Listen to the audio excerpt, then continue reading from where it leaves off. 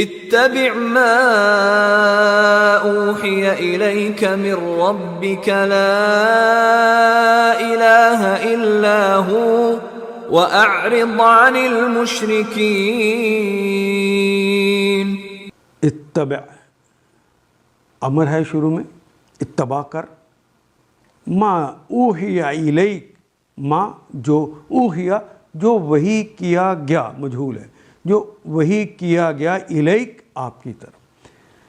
اے نبی محترم، آپ اتباع کریں اس چیز کی جو وحی کی گئی آپ کی طرف، من ربک، من سے ربک آپ کے رب کی طرف سے۔ اے محمد صلی اللہ علیہ وسلم اس وحی کی پیروی کیے جاؤ جو آپ پر تمہارے رب کی طرف سے نازل ہوئی ہے۔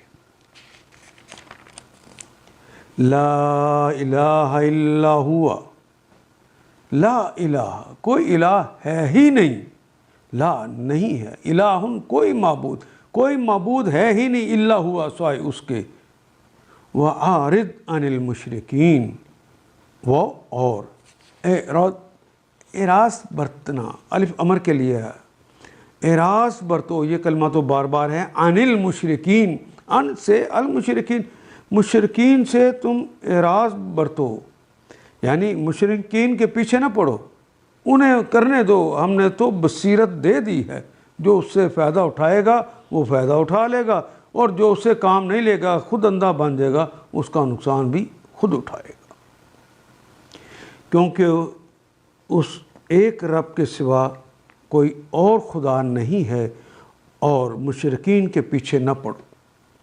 ان آیات کو ایک دفعہ پھر تلاوت خود کیجیے، عربی مبین پڑھتے ہوئے دیکھیے، کیا بات پوری اندر اتر رہی ہے؟